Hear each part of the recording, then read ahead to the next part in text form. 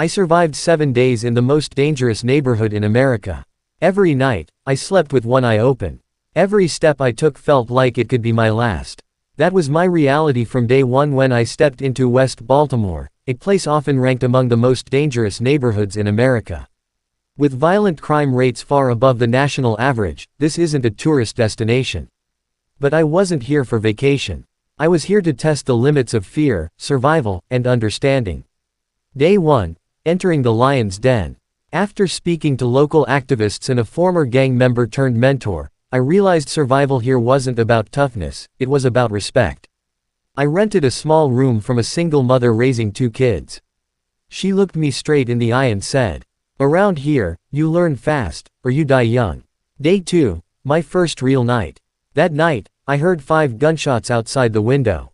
Then sirens. No one panicked. It was routine. The next morning, yellow police tape stretched just 2 blocks from where I stayed. Someone had been shot. Maybe over money, maybe over pride. No one had answers. No one asked. Day 3. Living in the shadows. Here, trust is worth more than cash. I was slowly introduced to people, a barber who once ran a drug ring, a young man fresh out of prison, and a grieving mother who lost 3 sons to gun violence. They all told me the same thing. Don't ask too many questions. Just listen. Watch. Day 4. Gangs, power, and survival. I was shown the blurred lines of gang life. Who controls what block? Who doesn't cross certain alleys? They knew I wasn't from here. But as long as I kept it low-key and showed respect, they let me observe. My camera stayed off. This wasn't about content. This was about staying alive. Day 5. Humanity in the chaos. A little boy approached me and asked, "Mister, are you from TV?" I laughed. Then he said, "If you can, tell people out there, we're human too."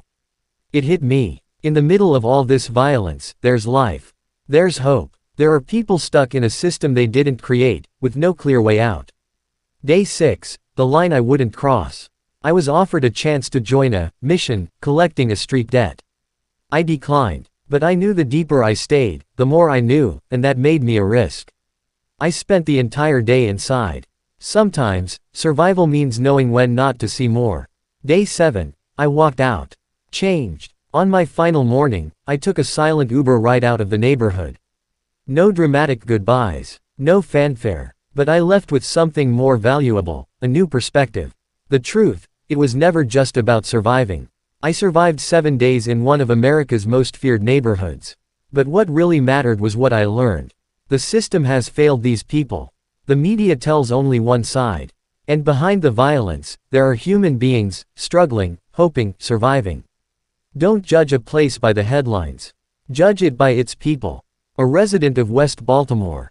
Would I go back? Maybe not. But I'll never forget what I saw, what I felt, and what I now understand.